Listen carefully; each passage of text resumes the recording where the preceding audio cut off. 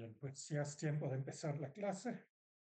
Vamos a regresar a la presentación de la clase anterior, donde habíamos visto que la viscoelasticidad lineal se puede justificar en polímeros por la rotación y el acomodo de los enlaces de las cadenas poliméricas bajo esfuerzos externos aplicados.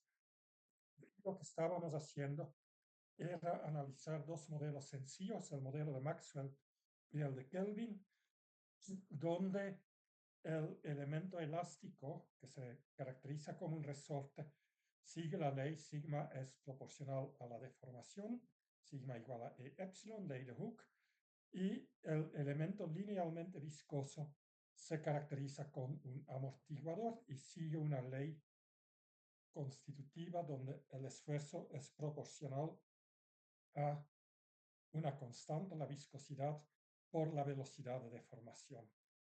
Pues si vemos que velocidad de deformación tiene unidades de 1 dividido entre segundos, pues por lo tanto la viscosidad eta tendrá unidades de pascal segundo o megapascal segundo. En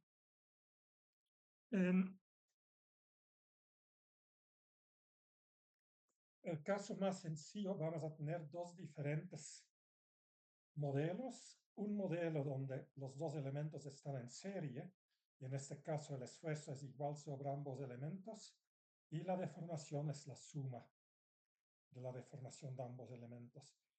Este es el modelo de Maxwell. El modelo de Kelvin va a tener los dos elementos en paralelo y el esfuerzo ahora va a ser,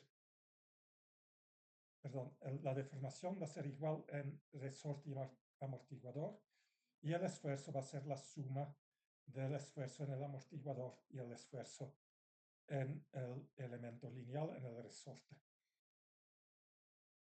Pues para poder sumar esto, en vez de hablar de deformaciones para el modelo de Maxwell, hablamos de velocidad de deformación, y en este momento habíamos visto que la velocidad de deformación total es la suma de la velocidad de deformación por el elemento viscoso más la suma de la deformación o la velocidad de deformación para el resorte.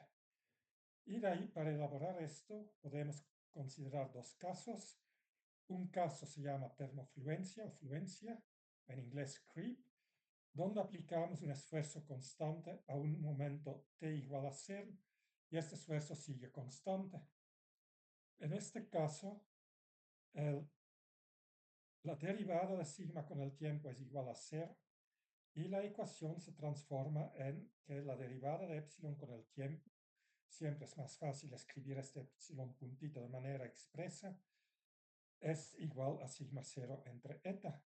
Esto se elabora, pues se pone la epsilon de un lado, la de t del otro lado, y se recuerda que el epsilon 0 sería igual a la extensión del resorte en el momento de aplicar la carga inicial, llevando a esta expresión. En el segundo caso, ponemos que epsilon es una constante. En este momento, el símbolo aquí en la izquierda de la ecuación se hace igual a 0 y podemos reacomodar la ecuación de esta forma. Aquí la derivada de sigma con el tiempo, aquí el esfuerzo y aquí dos constantes.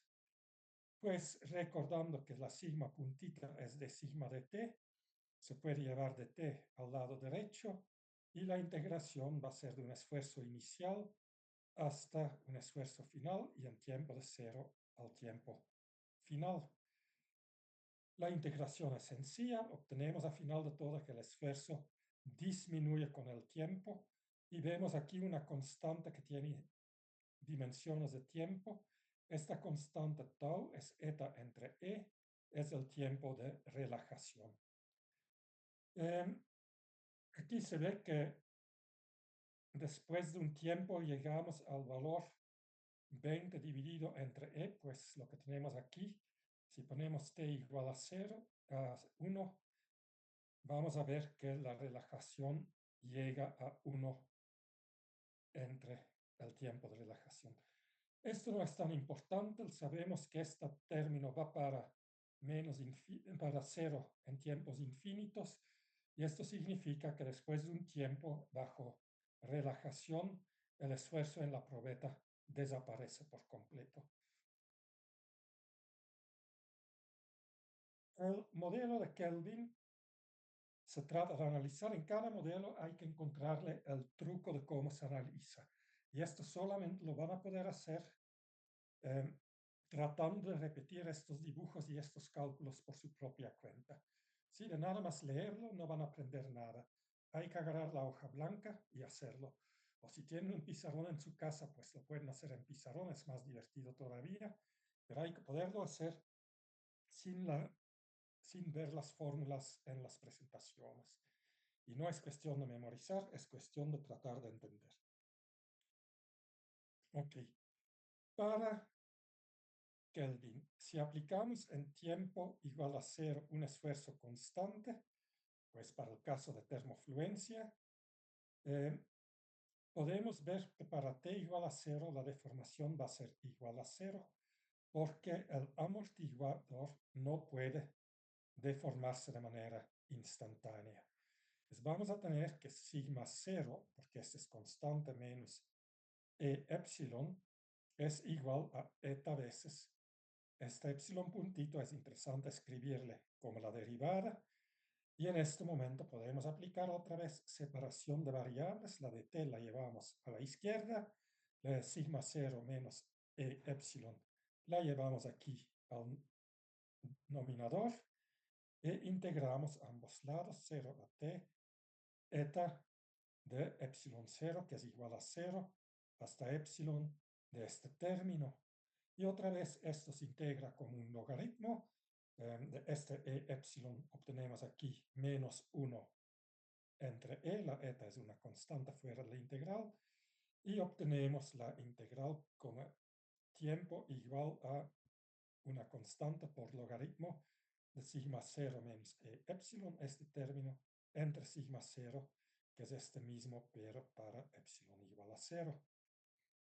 Esto lo tenemos que elaborar para que el tiempo viene del lado derecho, la deformación del lado izquierdo, y obtenemos que la deformación va a ser igual al esfuerzo inicial entre E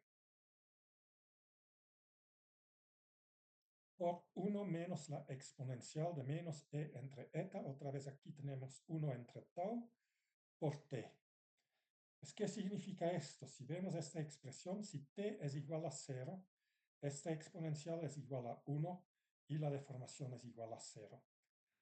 Si vemos después cómo varía este término, pues la deformación, este término, cuando t va para infinito, esta parte va para 0, pues la deformación se va a un valor fijo que es igual a sigma 0 entre e. Y lo que pasa aquí, a t igual a 0, como el amortiguador no puede moverse instantáneamente, toda la carga se va a llevar sobre el amortiguador. Y el resorte, como no tiene cambio de longitud al inicio, no carga nada. Conforme el tiempo incrementa, el amortiguador se va a expandir, la deformación incrementa y el esfuerzo sobre el amortiguador disminuye, el esfuerzo sobre el resorte incrementa. Y al final del proceso, en t infinito, vemos que toda la carga, sigma 0 entre E, es la carga sobre el resorte. Aquí tenemos la pura ley de Hooke. Pues se transfiere la carga lentamente del amortiguador hacia el resorte y a tiempo infinito. El amortiguador carga 0 carga y el resorte lo resiste todo.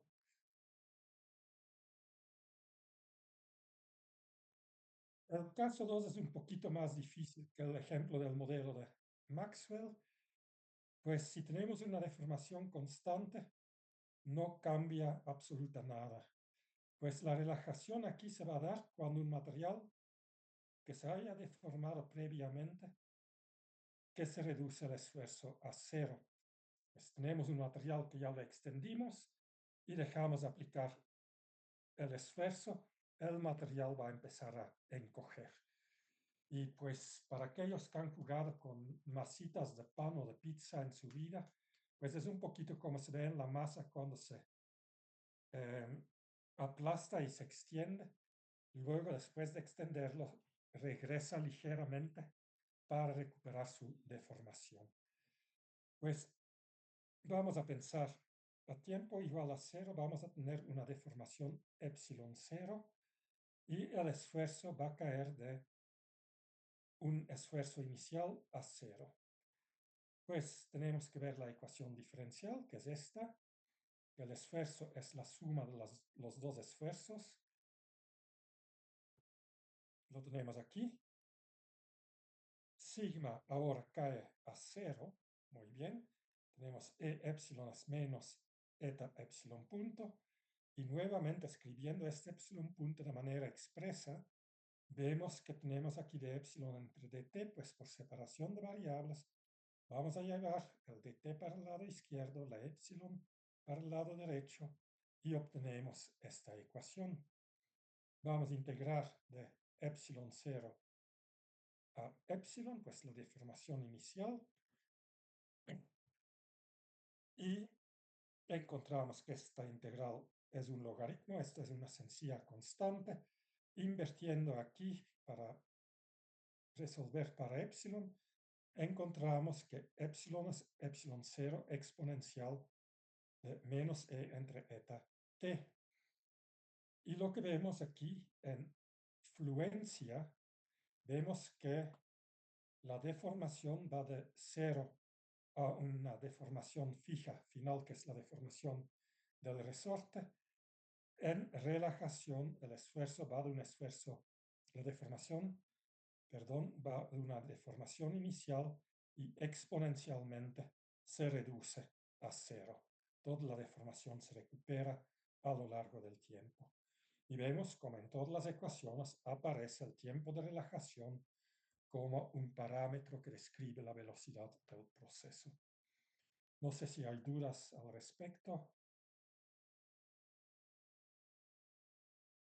No, profe, todo bien. Bueno, pues Está bien, profe. gracias. Pues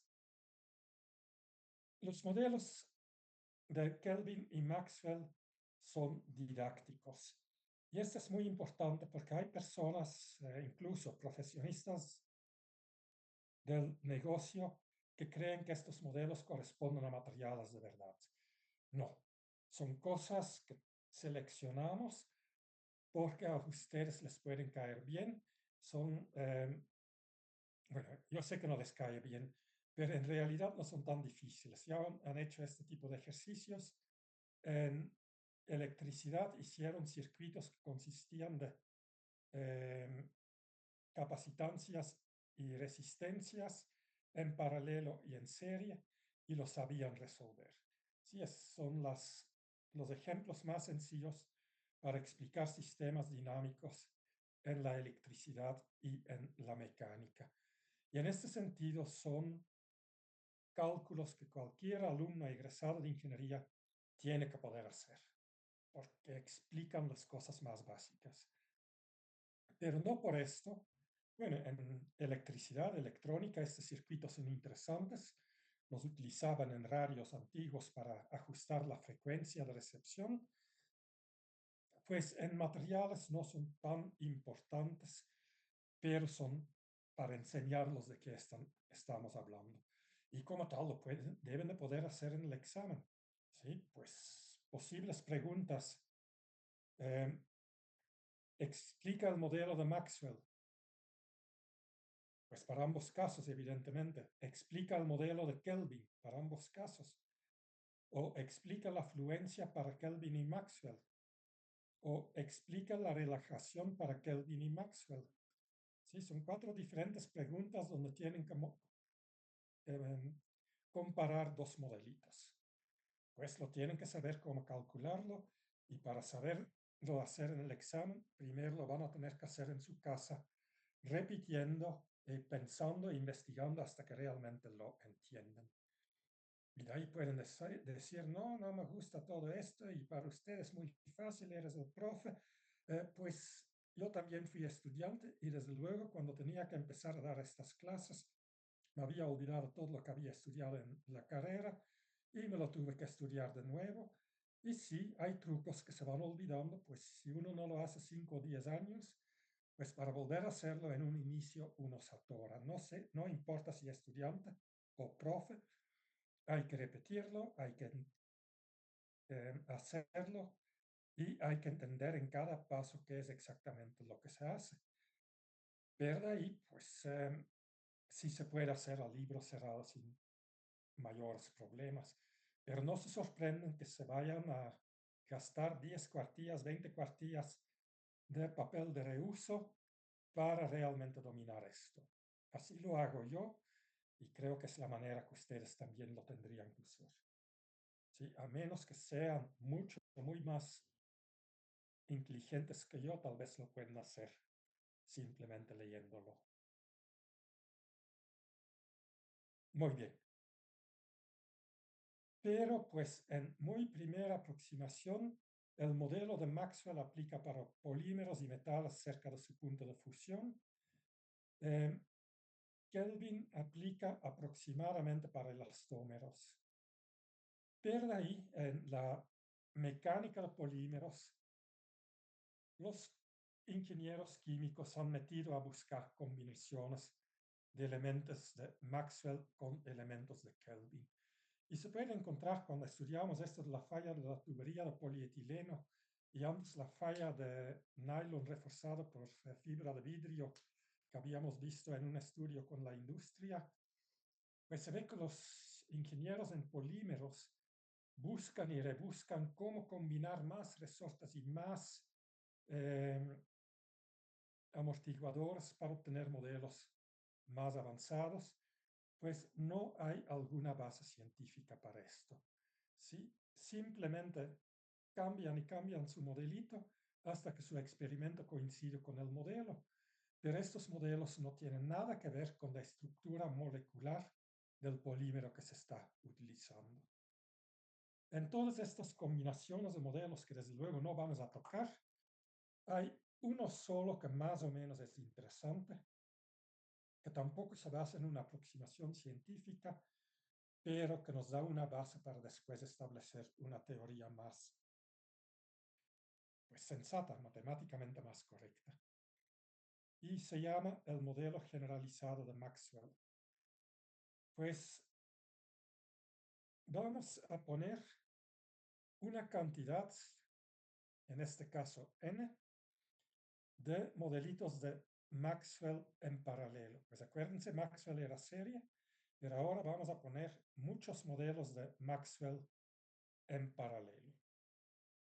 Esta técnica se heredó de la electrónica, donde un señor Jony, un francés que estaba estudiando eh, sistemas para receptores radio, que quería un sistema que daba exactamente una respuesta de, en este caso, voltaje contra tiempo controlado. Lo que él hacía era meter una resistencia, en paralelo una capacitancia con capacidad 1, una resistencia con resistencia 1, y así en paralelo. Pues lo que él hacía era construir un sistema para afinar, pues en buen mexicano decimos tunear, el circuito en términos de respuesta de tiempo. Y en este caso, pues nosotros hablamos de tiempo y esfuerzo. Vamos a ver que el esfuerzo total es la suma de todos los elementos de Maxwell, donde vamos a tener el tau i, el tiempo de relajación para cada elemento.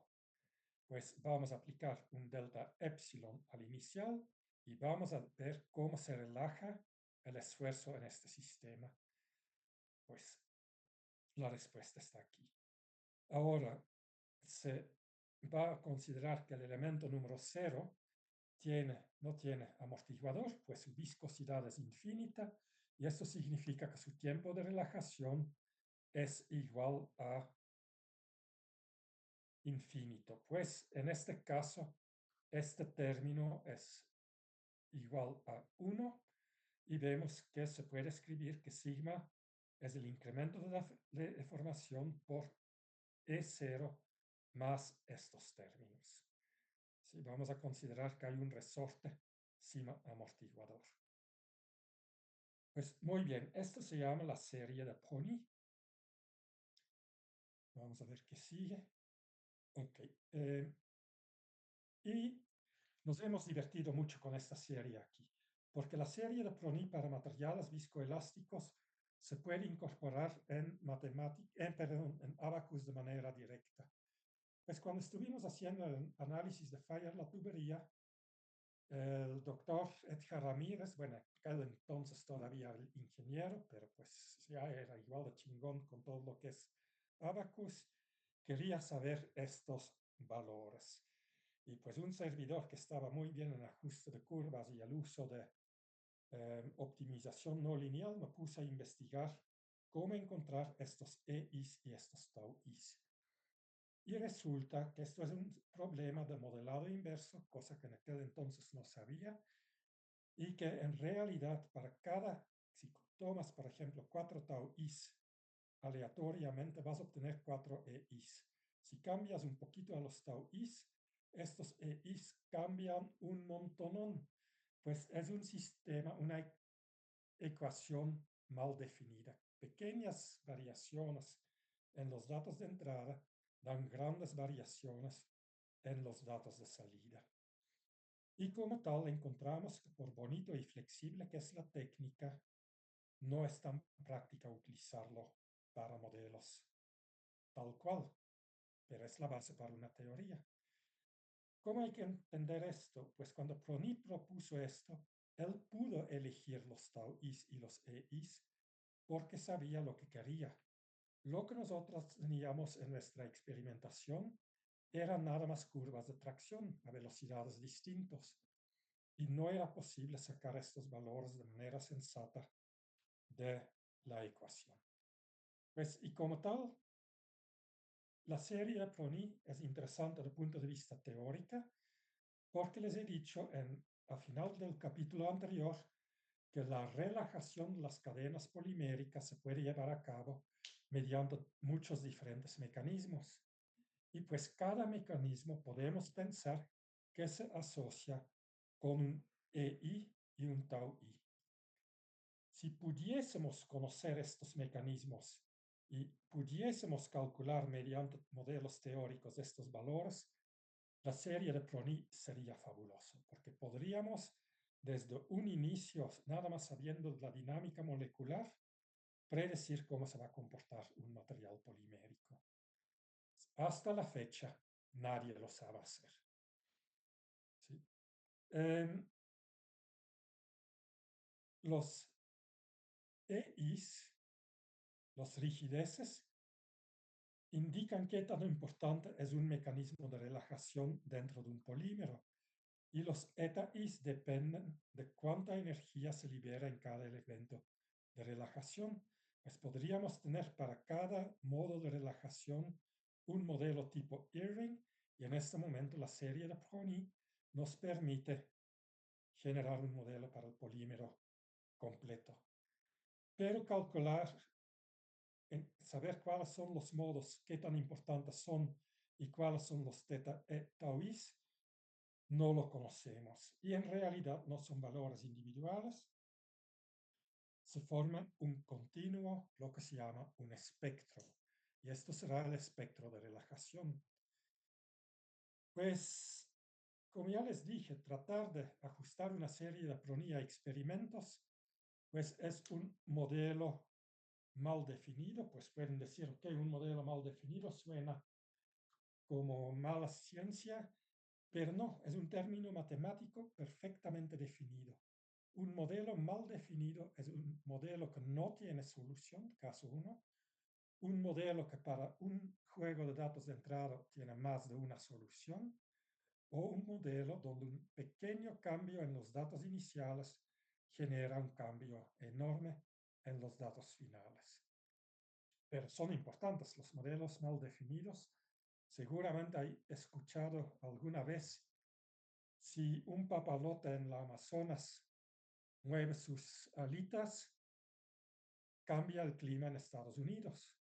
Pues es tal vez un poquito exagerado, pero pues la turbulencia de gases ideales es un modelo mal definido. Si cambiamos un poquito a los datos de entrada, a distancias muy grandes se pueden observar cambios gigantescos. ¿Sí? Nada más es para definir el tipo de ecuaciones diferenciales que estamos calculando en este caso. Y el analizar las constantes en una serie de Prony es lo mismo. Cambiamos un par de decimales en la tau i y cambia tremendamente los EIs. Pues cosa que en aquel entonces no entendimos.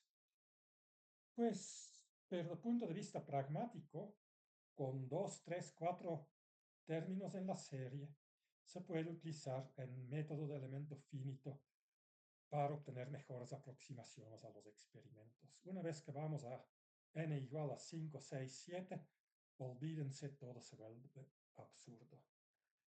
Pues, ¿para qué pues les cuento? Bueno, primero, porque tal vez algún día van a trabajar Abacus o ANSYS y van a encontrar el concepto, pues van a saber de una vez de qué estamos hablando. Sí, también tal vez se recuerden lo que les dije, no le meten más de 3 o 4 términos, porque más allá de esto todo se sale de control. Pero también podemos obtener algo que teóricamente es mucho más correcta que la sencilla serie de Prony. Y esto va a ser la integral hereditaria. Bueno, para poder explicar la integral hereditaria, pues lo que vemos aquí, todo está expresado en sigma y epsilon, y todo es escalar. La vida real no es escalar, pues tengo aquí una probeta en 3 dimensiones. Para modelar esta probeta, y desde luego tenemos estos modelos, necesitamos tensores, entidades que existen en 3 dimensiones. Pero esto, a final de todo, no es nada difícil, porque si escribimos las relaciones viscoelásticas, bueno, elásticas en este caso, la ley de Hooke, en forma tensorial vemos que sigma ij es igual a sigma ij prima más 1/3 delta ij sigma kk, donde sigma ij prima, epsilon ij prima son el esfuerzo y la deformación deviatórica, o los desviadores de esfuerzo y deformación. El lado derecho es aquí la parte isotrópica del tensor de esfuerzos, que depende de la presión hidrostática. Aquí tenemos la epsilon ij, tiene una parte que tiene que ver con el cambio de volumen. La deformación volumétrica es igual a la traza del tensor de deformación. Y si este tensor lo derivamos con respecto al tiempo, pues simplemente hay que poner puntitas. Ahora, ¿cuál es el chiste? La parte volumétrica del tensor de esfuerzos y deformaciones, es decir, aquí la presión hidrostática y el cambio volumétrico, no afectan a la deformación viscosa. La deformación viscosa simplemente está en el desviador de deformaciones. Y para el desviador de deformaciones tenemos, en vez de esta ecuación difícil que tiene la delta de Kronecker y la traza de los tensores, si nada más consideramos la parte deviatórica, vemos que los componentes del desviador de deformaciones son sencillamente proporcionales a los componentes deviatóricas del tensor de esfuerzos. Y la parte volumétrica no nos preocupamos. Normalmente la deformación viscosa no causa cambio de volumen. Y si lo causa, podemos calcular esta parte independiente de esta parte. Ya no se tiene que calcular con tensores, simplemente se puede calcular los componentes individuales, son proporcionales uno a otro. Y lo mismo se puede hacer para un fluido linealmente viscoelástico incompresible. Seguramente han visto el fluido newtoniano, que va a tener una ecuación que el desviador de velocidades de formación es 1 entre 2 eta veces el desviador de esfuerzos. Nuevamente, es válido componente por componente, no se requiere cálculo tensorial. Y la velocidad de cambio de volumen es sencillamente igual a cero. Pues, y en este momento, en los modelos de Kelvin-Maxwell y Maxwell generalizada, eliminamos la E y ponemos la G y trabajamos con los desviadores en vez del tensor completo. Si queremos tener el tensor completo, aplicamos esta ecuación que contiene el módulo volumétrico y pues listo. Y la viscoelasticidad lineal va a superponer la parte elástica con viscosa. Todo lo que vimos en los modelos de Maxwell y Kelvin sigue vigente. Ok, pues en el modelo generalizado de Maxwell vamos a tener sigma igual a delta epsilon por los S. Ahora vamos a escribir en forma tensorial que el desviador de sigma es igual a 2 veces una función de t, g de t, por el cambio del componente correspondiente en la deformación. Sí, pues repetimos esto, pero este término lo cambiamos por un g de t y el g de t será en vez de E0, G0, en vez de EI, GI, y aquí el tiempo de relajación sigue. ¿Sí? La delta epsilon y j es una deformación instantánea hipotética que se aplica en el momento t igual a 0.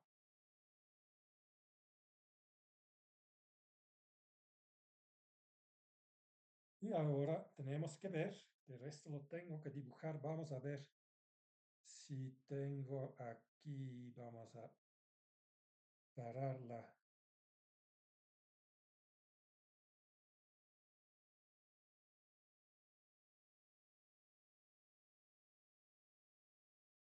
stop sharing. Y ahora tengo que buscar mi pizarrón, porque lo que quiero explicar ahorita lo tengo que dibujar.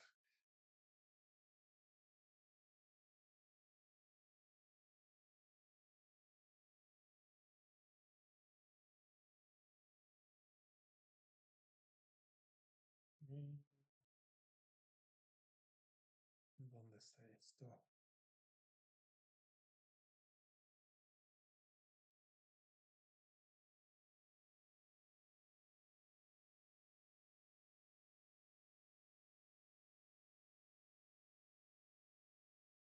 Creo que tengo aquí el whiteboard.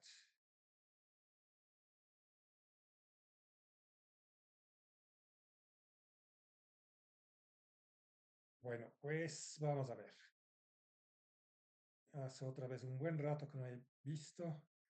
¿Están viendo mi pizarrón?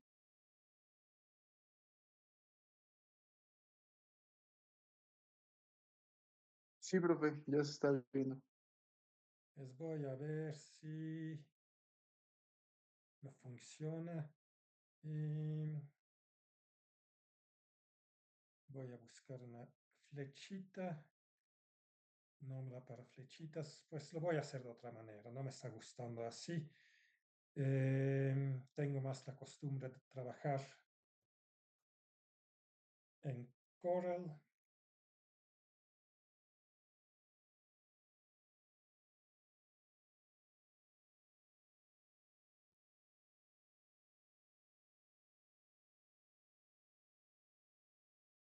Al final que acabo de pagar 8.000 pesos para esta paquetería porque la UNAM ya no la quería pagar.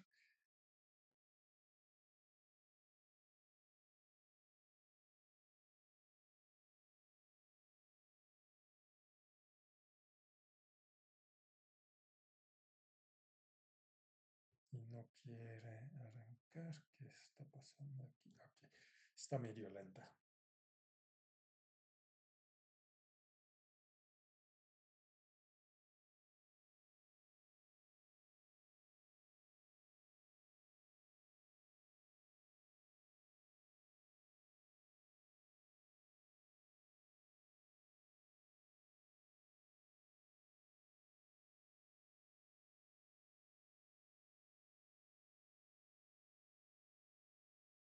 Denme un segundito, no sé por qué se está tardando tanto, pero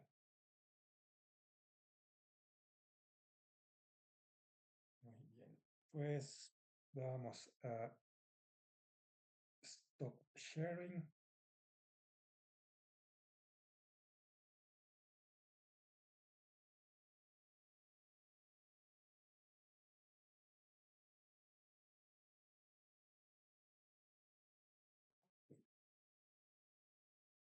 Y vamos a compartir CorelDRAW.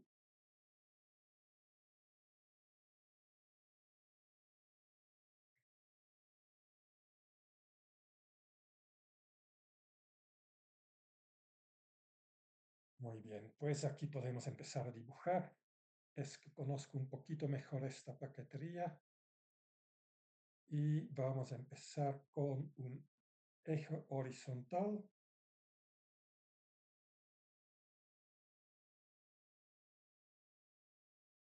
Es una exageración así, vamos a poner 0.5 milímetros, una flechita y a este eje horizontal y le vamos a llamar tiempo. Tenemos un eje vertical,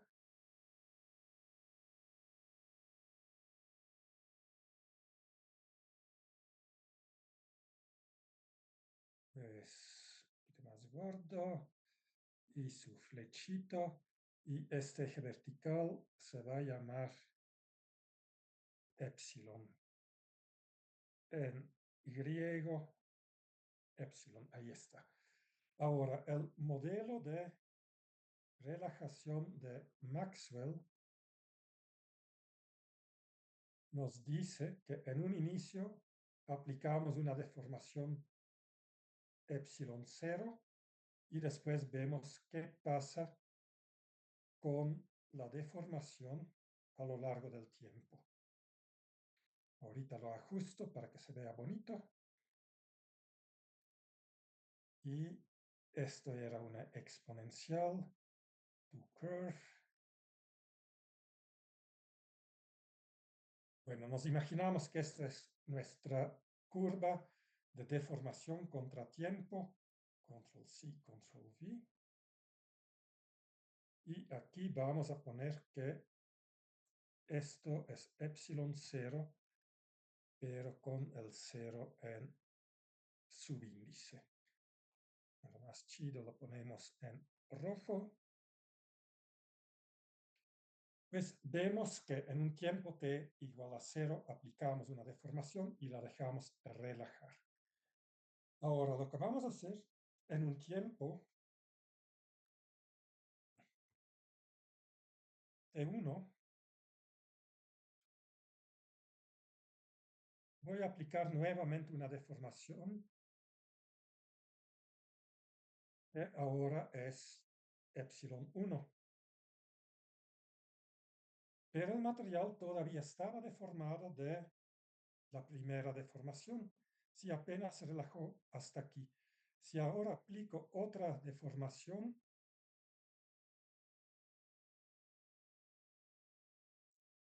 veo que la nueva deformación, Control C, Control V, se suma a la deformación que teníamos. Y ahora, de esta nueva deformación, vamos a empezar a relajar hasta irse para infinito. Pero podríamos pensar que en un momento T2, Control C, Control V,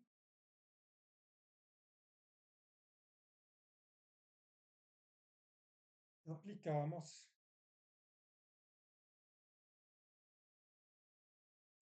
nuevamente una deformación.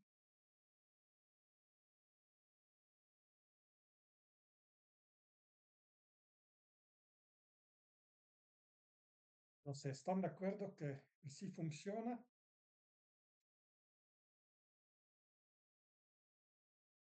Que cada vez que aplicamos la deformación nueva, vamos heredando un poquito de la deformación anterior. Y en el momento de aplicar la deformación epsilon 2, vamos heredando efectos de epsilon 1 y de epsilon 0. Y esto nos va a llevar ahora a una ecuación donde tratamos de explicar la suma de todas estas deformaciones de manera analítica.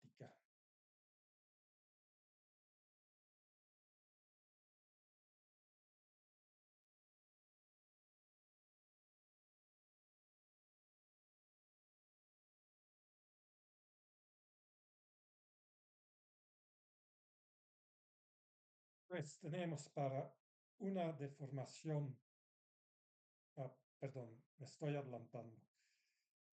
Primero quería explicar otra cosa. Bueno, no, primero lo primero. Em, tenemos esta G de T que lo vamos a llamar el módulo de relajación. Pues el G de T aquí es una suma, pero si tenemos muchos valores de tau i que están tan cerca uno de otro que, que ya parece ser un eje continuo en el eje del tiempo, pues para cada valor de tau i vamos a tener una gi, pues esto se convierte en una función continua. Y de su curso de cálculo integral de primer semestre, saben que si una suma se refina más y más y más con los tau i's más y más cerca, la suma se transforma en una integral. Y los gi van a ser una función del tiempo, en este caso de tau, multiplicado en vez de sumar, integrado sobre tau multiplicado con eh, la exponencial de menos t entre tau. Esto es una transformación matemática exponencial. Es muy fácil de calcular, mucho más fácil que la de Maxwell o de Laplace o cosas. Pues, pero el G de T es el módulo de relajación del material y el G mayúsculo de T, el G minúsculo, es el espectro de relajación. El espectro de relajación se podría calcular en teoría sabiendo cómo se comportan las cadenas moleculares dentro del polímero. Pero como ya les dije, nadie sabe esto. Evidentemente, hay gente muy inteligente en grupos muy especializados que trabajan para poder calcular esta función G minúscula, el espectro de relajación. Pero G mayúscula sí es accesible a experimentación, la podemos medir. Pues ir ahí, tenemos que ir a lo que trataba de explicar en el CorelDRAW, pero como es otra historia, bueno, otra parte de la historia, vamos a tomar la pausa ahorita y a las 2 en punto volvemos a empezar. Al menos que hay por el momento preguntas urgentes. Si no, después de la pausa.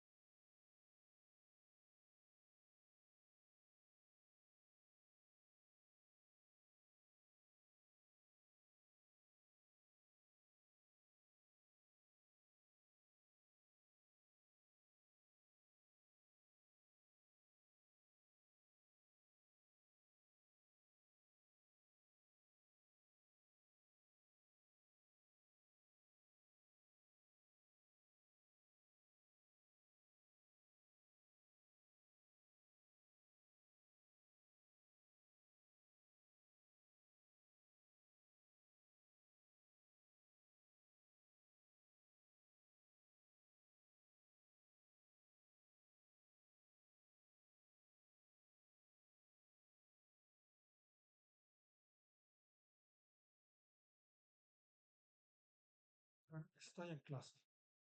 Sí, a las 3 me libero.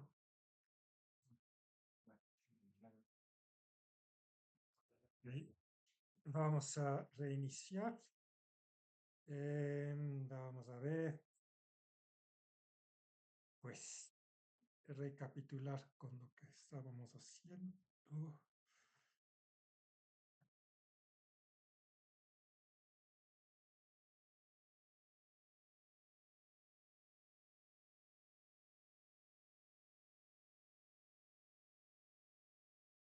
Lo que habíamos visto es que la serie de Brownian, que teníamos aquí como el modelo generalizado de Maxwell, con S, a través del uso del desviador de esfuerzos y deformaciones, podemos transformarlo en una función de módulos cortantes.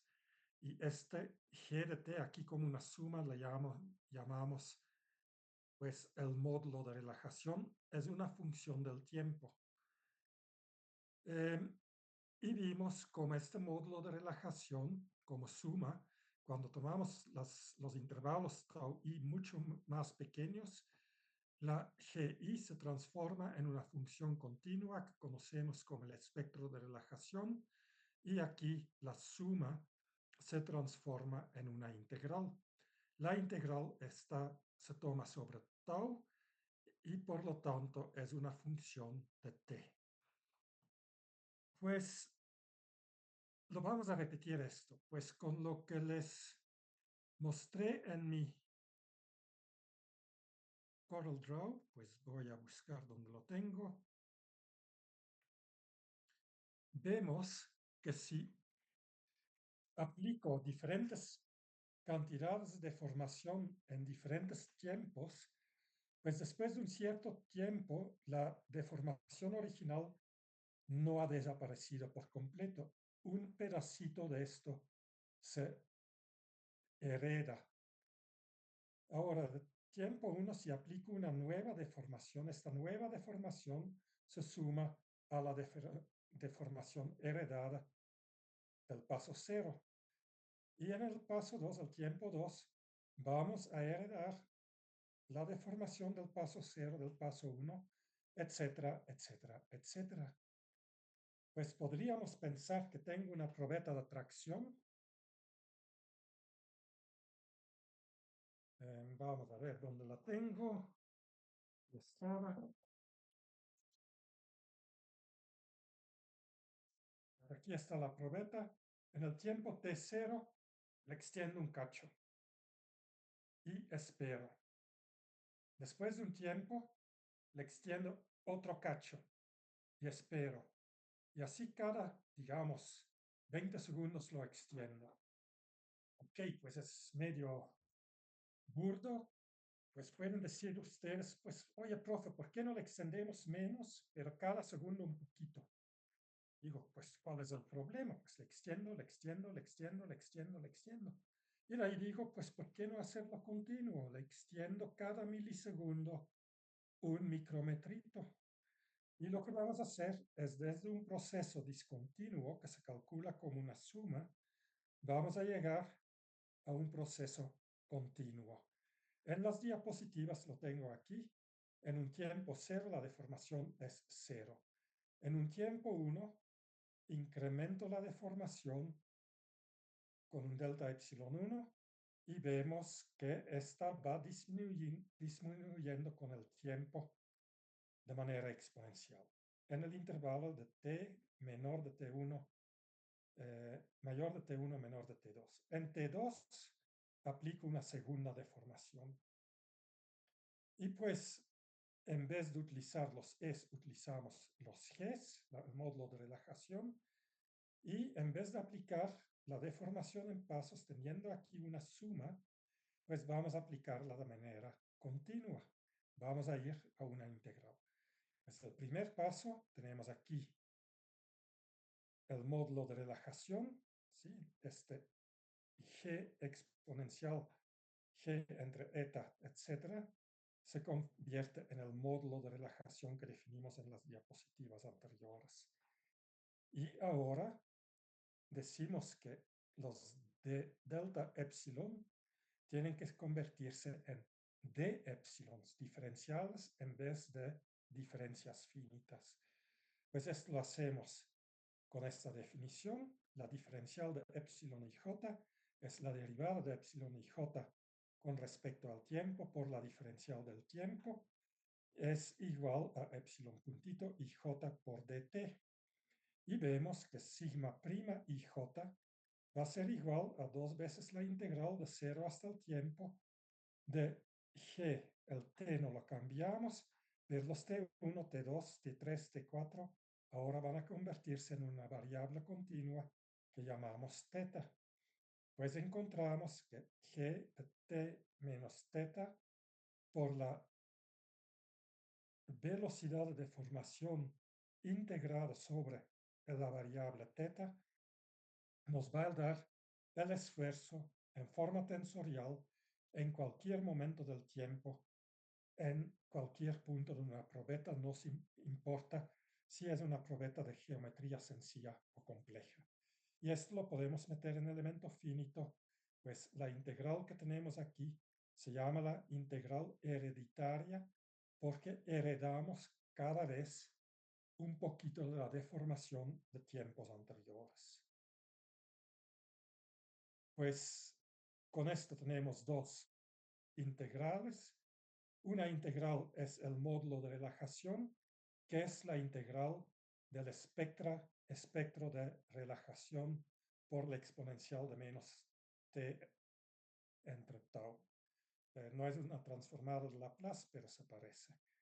Y tenemos la integral hereditaria. Si conocemos la g de t y la velocidad de deformación durante el proceso, podemos calcular los esfuerzos en el material. Para aquellos que han tomado un curso bueno de cálculo, tal vez de procesamiento de señales, curso de control, la integral que tenemos aquí se llama una convolución. Tenemos la convolución entre el módulo de relajación y la velocidad de deformación. Pues la primera integral es una propiedad del material, pues en teoría se podría medir. La segunda integral sirve para calcular la curva de esfuerzo como función de tiempo con base en la deformación aplicada a lo largo del tiempo. No sé si hay preguntas al respecto.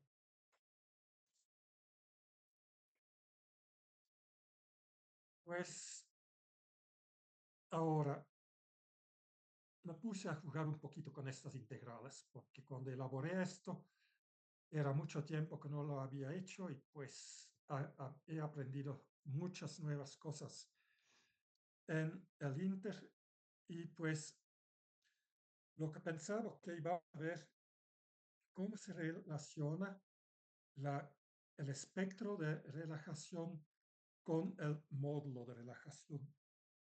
Es decir, si pongo aquí diferentes funciones que encuentro para el g de t. Y pues, por ejemplo, vamos a pensar que hay aquí tres maneras que se pueden relajar los enlaces carbono-carbono. ¿Sí? Pues las tres las modelé como gaussianos y con diferentes tiempos de relajación, 10, 15, 20 segundos. Si aplicamos esta integral, ya de los picos individuales no vemos nada, vemos una curva que decrece de manera exponencial. Bueno, está bien. Con esta g de t, el módulo de relajación, voy a tratar cómo se comporta el material para diferentes regímenes de formación. Epsilon puntito de t, pues cuáles son las velocidades de deformación durante el ensayo. Y por ejemplo, para un ensayo de tracción vamos a encontrar que hay una velocidad de deformación constante y lo que tengo que hacer es calcular el esfuerzo deviatórico como la integral de g de t menos θ epsilon puntito 0. Y pues esta función la calculé numéricamente en matemática en matemática puedo hacer esta integral de manera numérica y graficar el resultado. Ahorita les muestro el resultado.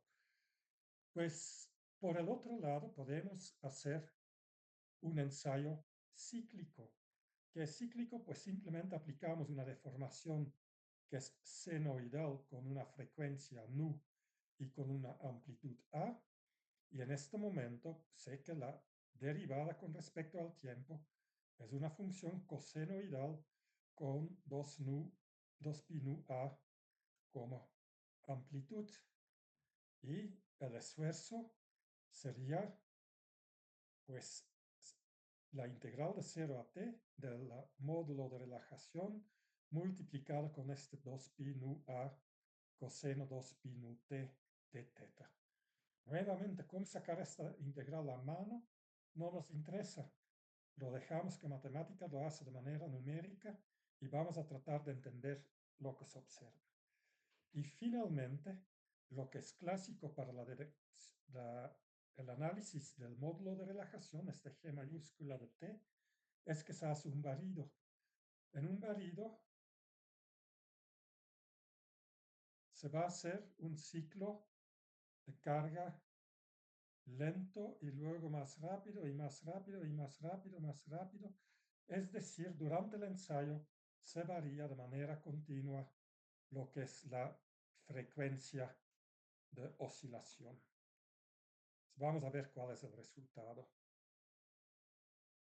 Pues para el ensayo de tracción, para el mismo material, con el módulo de relajación que ya les mostré, vemos que conforme más lento hacemos el ensayo, menos rígido está el material. Pues vemos un comportamiento que desde un inicio es no lineal y conforme el ensayo se hace más lento, la curva está más bajo. Y esto indica que en realidad el ensayo de tracción para un polímero viscoelástico no tiene sentido. No importa que lo hicimos en los laboratorios, son imposibles de interpretar de manera correcta.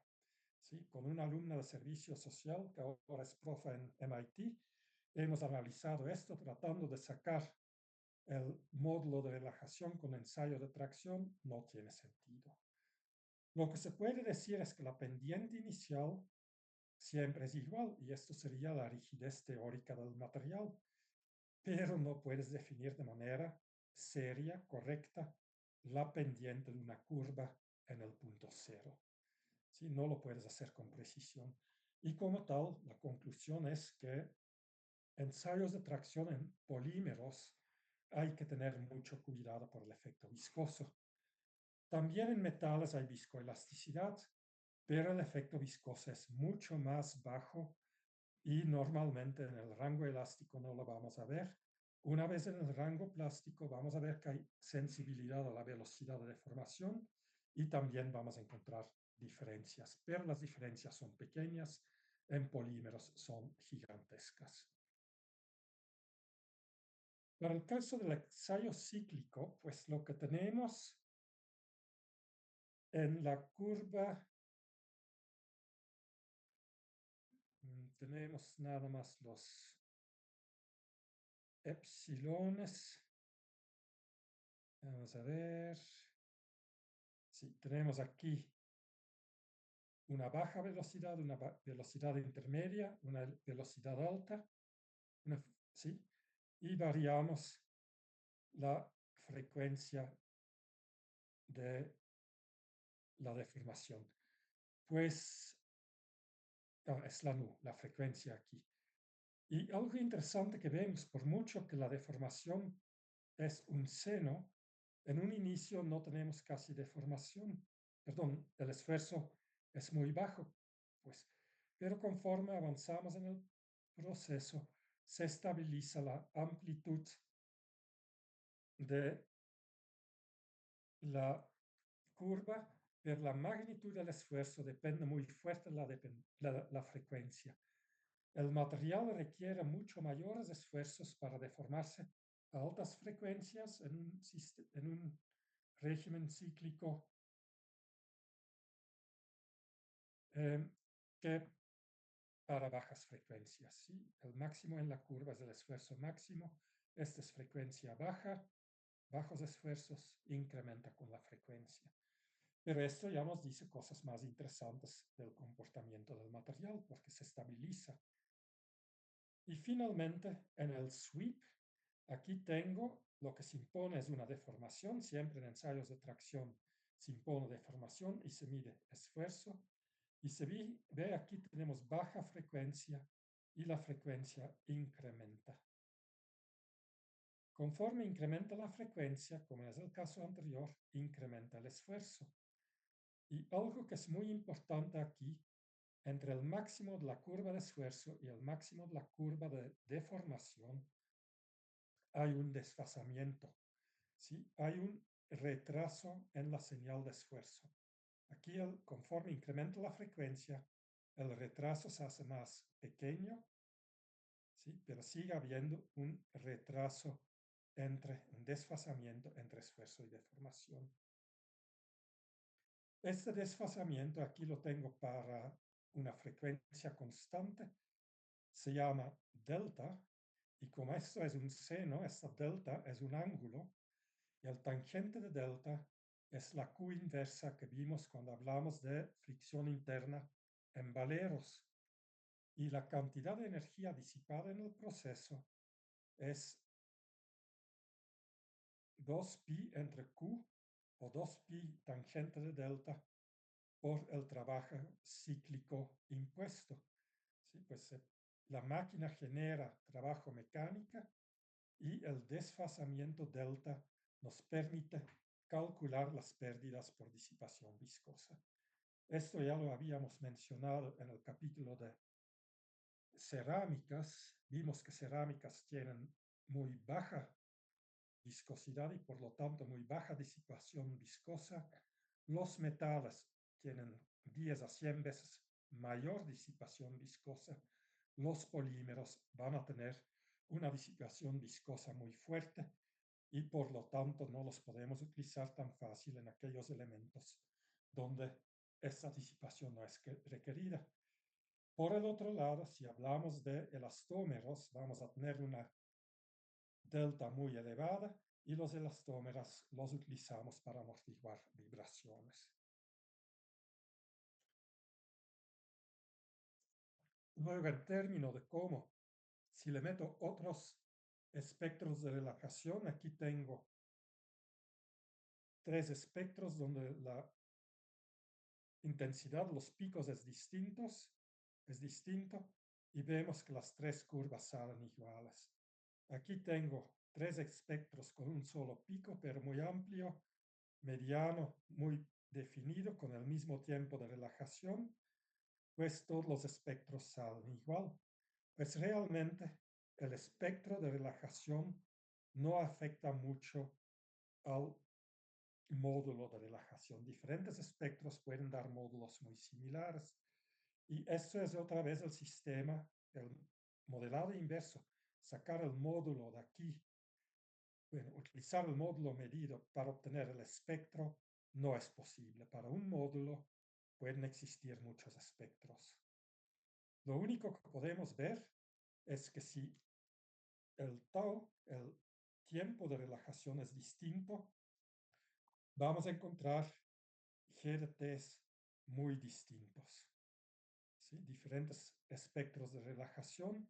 Esto va a relajarse con un tiempo de relajación de 40, de 20, de 10. En este caso vamos a encontrar también en el ensayo de tracción que el que tiene menor módulo de relajación va a aplanarse más rápido, va a ser menos rígido. Y también en el sweep, pues el experimento de frecuencia variable, vamos a encontrar que el que tiene mayor tiempo de relajación se va a comportar más rígido y pues por lo tanto se va a comportar con menos disipación de energía. Y en conclusión, los espectros de relajación no están alcanzables a través de la ingeniería de materiales o dentro de la ingeniería mecánica, y el modelado en realidad no tienen importancia. Lo único que tiene importancia es el tiempo promedio de relajación y en este sentido, pues en una serie de Prony, ponerle muchos términos es una pérdida de tiempo. Es mucho mejor si se puede trabajar con un espectro de relajación, con un tiempo de relajación conocido, y con esto tenemos el módulo de relajación como una simple exponencial. ¿Sí? Calcular G minúscula de T, el espectro, esto es para los teóricos de la química orgánica, los que hacen análisis por dinámica molecular y primeros principios. Pero si tenemos G de T, podemos calcular todo lo que nos interesa como ingenieros mecánicos, porque podemos predecir cómo se va a deformar el material a lo largo del tiempo. Donde hay que tener aquí cuidado, en esta expresión tenemos el esfuerzo como función de la velocidad de deformación. Se puede repetir todo este cálculo, pero no les voy a cansar con esto para obtener la deformación como función de la historia del esfuerzo. Los dos son equivalentes, los formalismos son iguales, hay pequeñas diferencias en las fórmulas finales, pero pues no son diferentes los principios de cálculo. Sí, y esto permite que, pues, para la probetita de tracción compacta hemos hecho sin ningún problema todos los modelos mediante elemento finito. Y pues digo, GRT no nos vamos a preocupar de ellos. Y también todos aquellos modelos de resortes y amortiguadores que existen en la teoría de polímeros es puro gastar saliva, no tienen sentido. Después de analizar los modelos vamos a encontrar un tiempo de relajación promedio y este tiempo de relajación promedio es más que suficiente para tener un módulo de relajación y poder modelar los materiales. Muy bien, pues terminamos este tópico. Ahora tengo que pensar en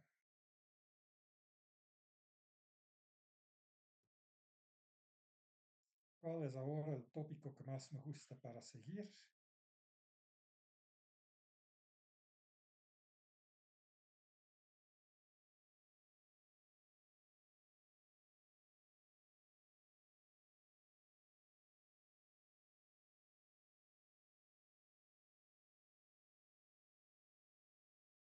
Si hay preguntas, por favor, adelante en lo que busco la siguiente presentación.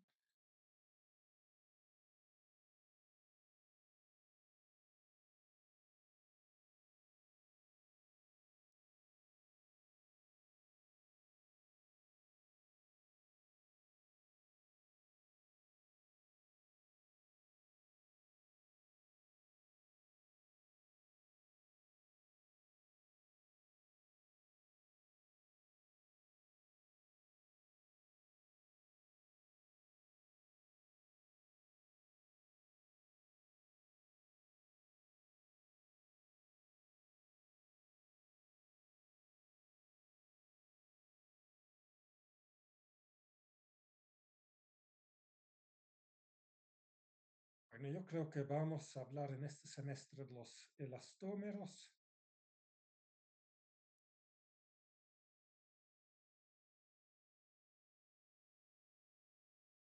Hay un par de tópicos que valdría mencionar, como el entrecruzamiento.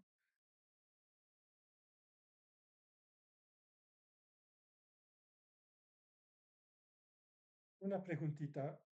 Todas las presentaciones ya los subí a la página de Classroom.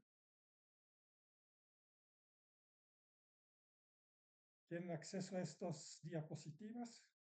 Sí, profe, me parece que están todas. Muy bien, pues hay otro que no vamos a tocar, que es materiales compuestos, pues, pero como hemos hablado de entrecruzamiento, polibutadieno y todo, pues yo creo que puede ser divertido. En lo que queda de esta clase y la clase de la siguiente semana, dar una breve introducción de elastómeros, veremos hasta dónde llegamos, la parte más difícil de comportamiento termoelástico no la vamos a tocar, no vamos a llegar hasta ahí. Pero pues saber qué son los elastómeros para un ingeniero mecánico que tal vez va a trabajar en la industria automotriz no está de sobra. Y pues vamos a hablar del hule natural, los elastómeros sintéticos, del proceso de vulcanizado, que no es lo mismo como arreglar llantas, y del comportamiento mecánico, pues probablemente ya no podemos, no, pues no vamos a poder hacer un modelo de cadena aleatoria. Pues el hule natural es un tópico interesante porque es un tópico nacional. Pues los olmecas tenían sus pelotas para el juego de pelota que botaban bien bonito y estos estaban hechos de un extracto de lo que llamamos el árbol castilla elástica o caucho, que es algo que se da en los estados húmedos del Golfo de México y el Caribe. Está muy cercanamente también relacionado con el árbol del chicle y la fruta del chico zapote. Nada más que la castilla elástica no produce cosas que son comestibles. Pues en la cultura olmeca claramente se sabía cómo estabilizar esta resina del árbol del caucho porque botaba y no se derritía con calor. Se han encontrado pelotas en zonas arqueológicas que tienen todas las características de un hule actual. Por el otro lado, los aztecas, que de alguna manera eran tecnológicamente y culturalmente menos avanzados que los olmecas y los mayos clásicas, no conocían este tratamiento térmico y utilizaban este caucho nada más para contenedores para líquidos y impermeabilización de textiles. No sabían cómo darle su carácter, no podemos decir elástico porque no es elástico, pero su carácter inelástico que permita hacer productos sólidos que rebotan, como conocemos hoy en día las gomas, las pelotas de caucho.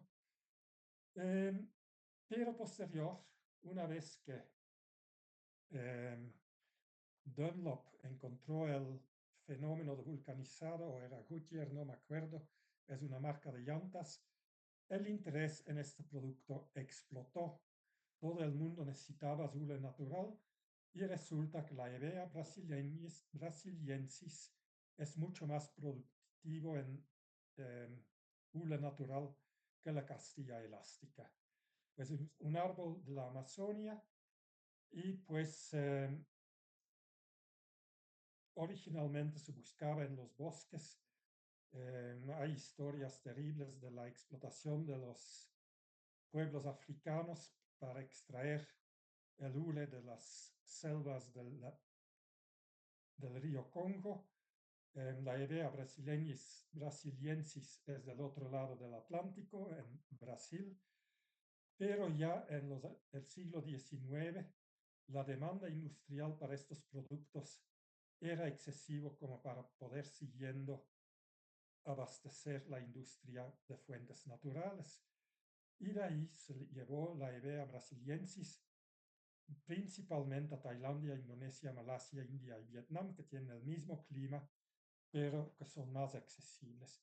Y ahí, por ejemplo, Indonesia era colonia holandesa, Tailandia era independiente, Malasia, India eran colonias inglesas, Vietnam era una colonia francesa, pues para la industria de los países europeos empezaban a generar eh, plantajes enormes en estos países para producir este producto. Pues en términos de composición química es algo muy sencillo. Se llama poliisopreno y el isopreno se basa en el buteno, pero tenemos aquí un enlace doble, aquí otro enlace doble, un grupo metílico del lado. En términos de fórmula estructural es sencilla, ¿sí? Tenemos dos enlaces dobles, dos enlaces sencillos que forman la cadena del buteno.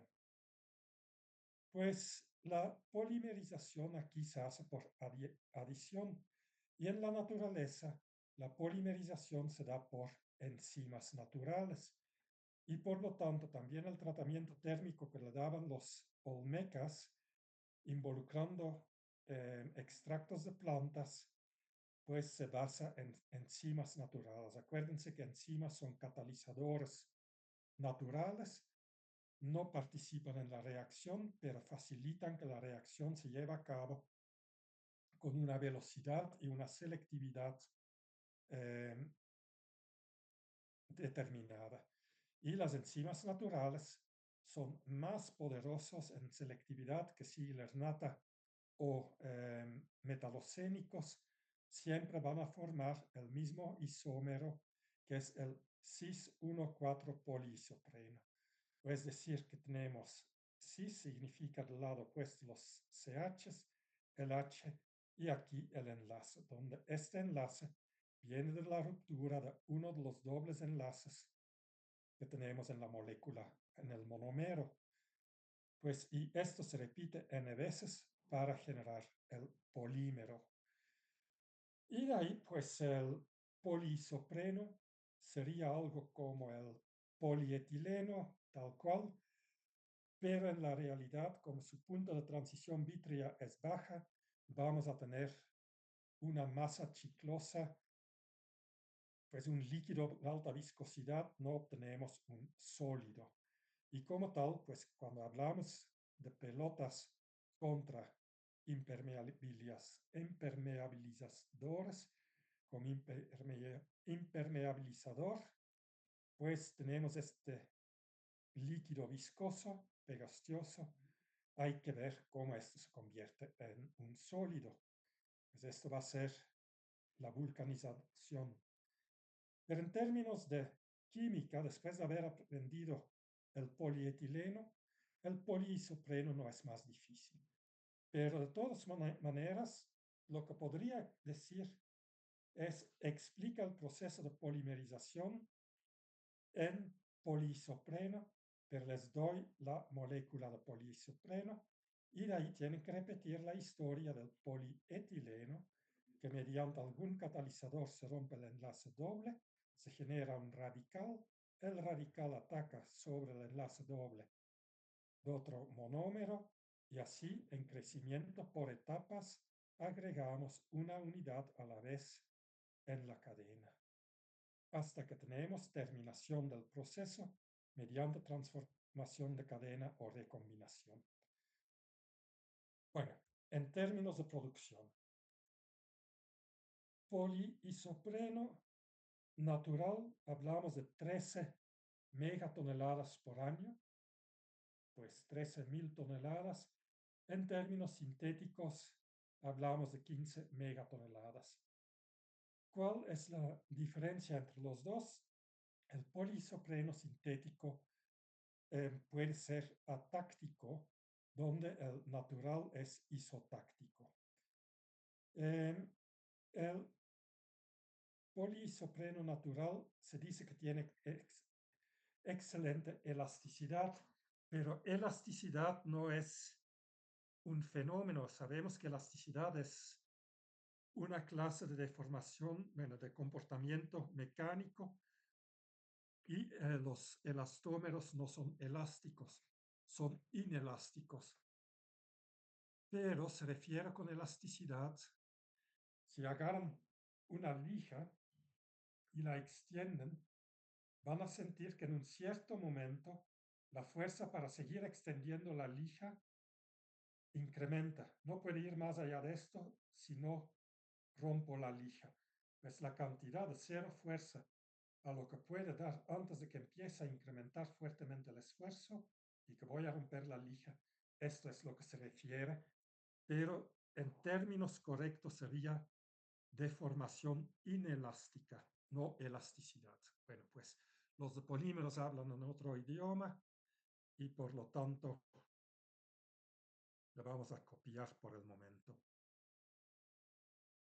Em, es poco resistente contra factores ambientales. ¿Cuáles son los factores ambientales?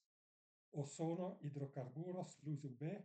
Pueden atacar sobre el enlace doble que todavía existe aquí y esto puede romper las cadenas.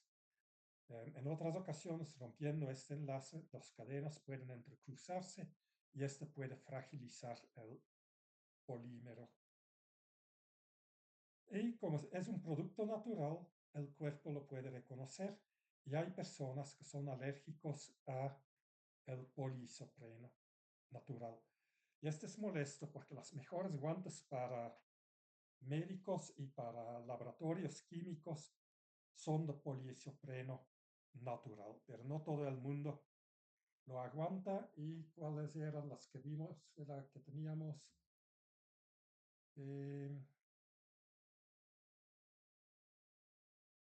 creo que los que utilizan en el labo de guantes son de cloropreno, que eso es algo sintético. Pero pues el natural suele tener mayor calidad y se van a utilizar, como digo, guantes médicos y colchones. Para la mediana calidad los incorporan en bandas de transporte, neumáticas, limpiadores para automóviles, botas para andar por el agua, pues típicamente es poliisopreno sintético. Pero, como ya dije, en el siglo XIX la cantidad de el uso para elastómeros incrementó muy fuertemente y más que nada a raíz de las guerras mundiales quedó Alemania aislada. Pues si vemos estos países, pues Tailandia era independiente, pero estaba del otro lado del globo. Alemania no tenía una marina muy fuerte. Indonesia estaba con los holandeses, que estaban neutros en la Primera Guerra. Malasia, India, Vietnam, Inglaterra y Francia eran los principales enemigos de Alemania. Y pues podríamos pensar en los rusos, pero también andaban peleados con los alemanes. Y en Rusia hace tanto frío que estos árboles no pueden crecer.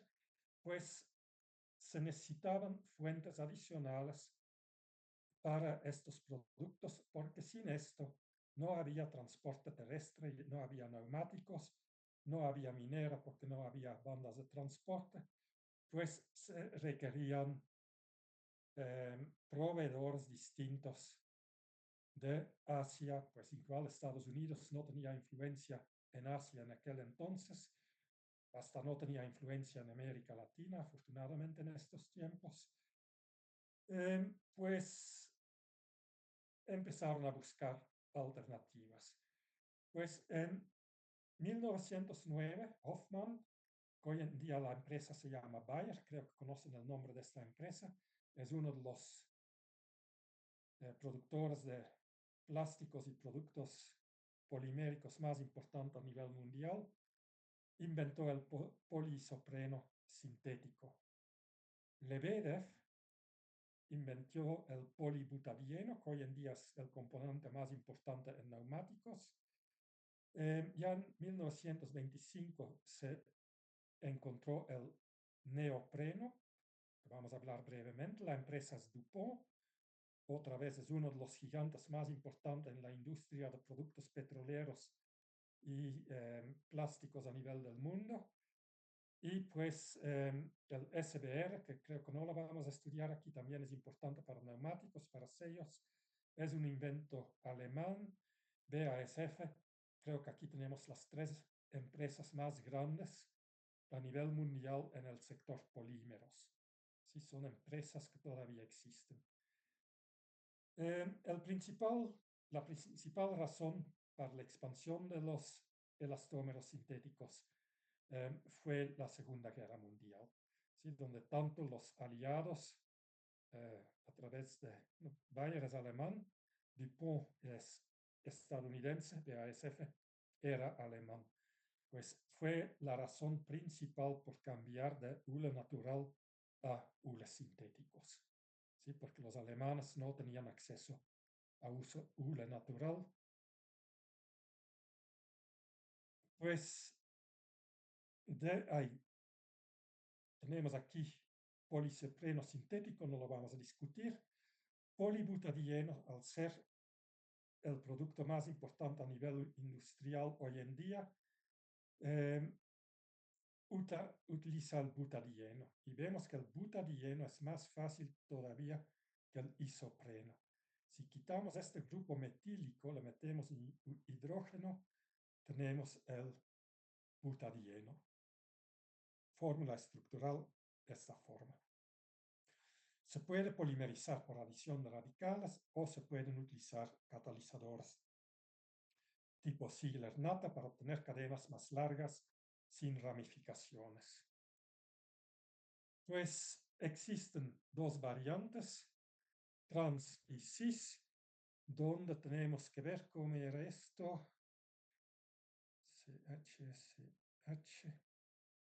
Pues la diferencia es en esta cadena, si este hidrógeno va del lado de estos hidrógenos,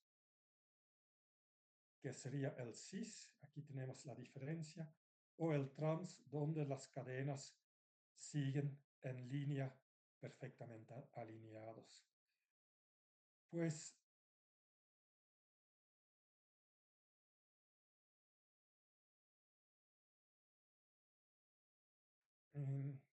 en ambos casos, el transpolibutadieno, tenemos todavía un enlace doble. Y este enlace doble durante la polimerización se puede romper y se van a generar cadenas laterales o grupos laterales, se llama el grupo vinílico, que causa, que genera ramificaciones, y estas ramificaciones a su vez se pueden entrecruzar con un enlace doble de una cadena vicina. Pues en teoría estas moléculas durante el proceso de polimerización ya pueden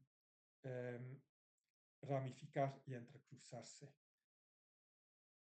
Pues para evitar esto, el carácter cis-trans-vinil se va a controlar mediante catalizadores tipo Ziegler-Natta. Pues se intenta aplicar metalocénicos, pero a nivel industrial todavía no existe. Pues los diferentes isómeros van a tener diferentes propiedades. El cis-polibutadieno es el que se prefiere para elastómeros. El trans se cristalina muy fácilmente y por lo tanto es muy rígido. No se va a utilizar para aplicaciones elastoméricos, pero puede tener aplicaciones en otras áreas como un polímero semicristalino. Y la presencia del grupo vinílico, grupos laterales, ¿cómo se tiene que decir? Asociados con el enlace doble que sobraba, este facilita el entrecruzamiento y se permite en bajas cantidades cuando queremos producir hules.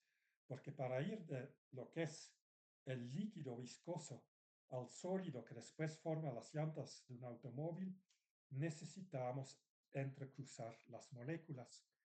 Y de ahí se utilizan catalizadores metalocénicos.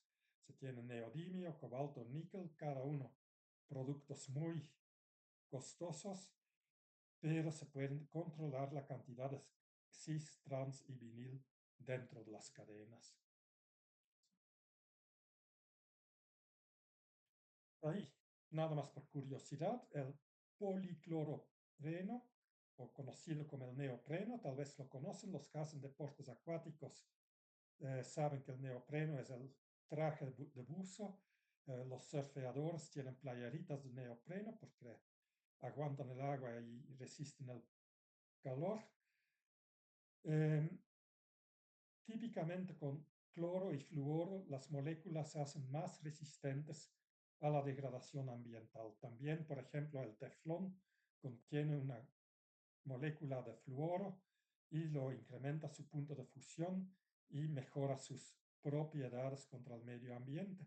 Y como tal, en la industria química se utiliza como sellos, como tubos, recubrimientos, protectoras, equipo para bomberos y equipo de buceo. Otra vez, la polimerización típica es a través de eh, radicales libres, polimerización por adición. La única diferencia con el polietileno es la presencia de un segundo enlace doble y de un átomo de cloro en vez de un átomo de hidrógeno.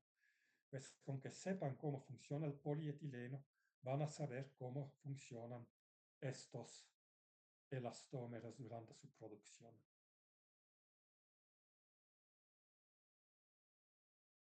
Ahora, otro ejemplo, el SBR. Aquí tenemos el grupo fenólico y aquí el enlace doble. Esto se tiene que copolimerizar con el butadieno y pues si se genera un copolímero aleatorio, pues bueno, lo podemos brincar. En realidad es demasiado detallado. Bueno, sí, olvídenlo, pues ya lo hemos discutido además. Eh, Ahora, todos estos productos, igual como todos los polímeros, tienen problemas ambientales y problemas de salud. Pues en el siglo XIX, principios del siglo XX, nadie se preocupaba de esto, pero hoy en día la situación ha llegado al punto que si no nos cuidamos, todos nos vamos a morir. Tal vez, bueno, todos nos vamos a morir, pero queremos tener todavía descendientes que pueden disfrutar un poquito de la vida después de nuestra muerte. Y el problema, por ejemplo, con hule natural, el poliisopreno, es la destrucción forestal. Lo mismo que hoy en día se tiene con aceite de palma, que se corta la selva tropical para poder tener eh, áreas muy grandes con palmas de aceite. Hay que tener ahí cuidado porque, por ejemplo, para el hule, la desforestación que se ha incurrido fue algo del siglo XVIII. Las haciendas existen y se sigue plantando árboles nuevos para árboles viejos, pues donde bien en aceite de palma sí hay un desastre, el hule en sí no causa el mismo desastre.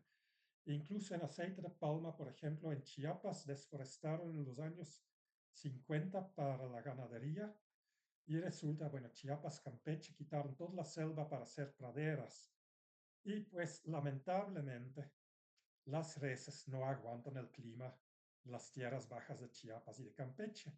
Sí, lo único que puedes tener es el cebu, la res que viene de la India, pero tiene una productividad en carne y leche mucho, mucho más baja que la res europea que sí puede sobrevivir en el altiplano central y en Chihuahua. Pues básicamente, pues los pobres granjeros, rancheros suizos que vinieron para allá, se murieron de hambre. En vez de llegar al país prometido con praderas infinitas, vieron que sus animales se morían y pues hoy en día siguen ahí al lado de la carretera tratando de vender un poquito de queso. Pues particularmente en Chiapas, un poquito en Tabasco, todas estas praderas hoy en día las están convirtiendo en plantaciones de aceite de palma. Y de ahí, evidentemente, se tiene un efecto inverso, que tierras que antes fueron deforestados, hoy en día se están cultivando nuevamente de una manera ecológica. Pues en este sentido, para poliisopreno, el problema no es tan grande porque el desastre se hizo hace 200 años. La ventaja de poliisopreno es que es biodegradable, una desventaja es que puede ser alergénica. Policloropreno se hace con base en cloropreno, que es altamente inflamable, que daña el hígado, que causa problemas cardiovasculares. Para la gente que trabaja en las plantas, pues se mueren a edades muy bajas y pues es alergénico también.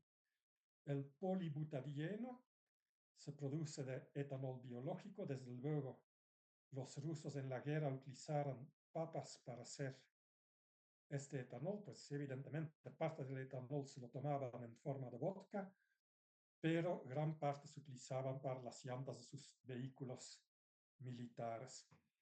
El butadieno es explosivo, es carcinógeno, es altamente reactivo, pues daña la capa, perdón, genera ozono, el ozono es irritante, y pues otra vez, pues para la gente que trabaja en las plantas es altamente tóxico. Y lo mismo con estireno, es altamente tóxico, es mutagénico, pues puede causar defectos en infantes antes de bueno, en embriones, pero también es carcinógeno, puede alterar el ADN de los organismos vivos y causar de esta vía cánceres. Pues nada de esto es inocente.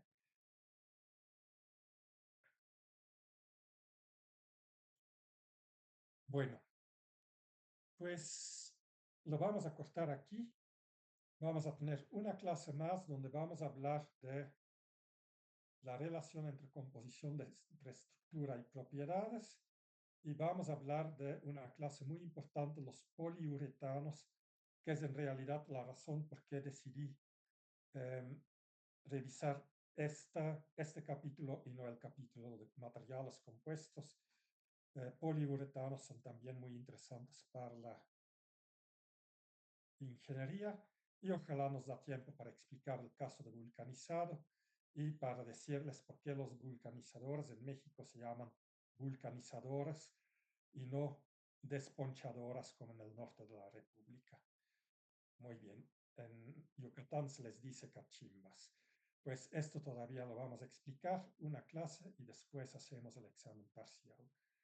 Si tienen dudas, preguntas sobre el curso, principalmente sobre el último capítulo, voy a tratar de estar aquí lo más posible y si no por correo, pues siempre me pueden preguntar.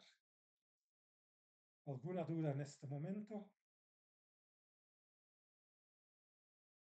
Si no hay nada, pues me despido y nos vemos el martes.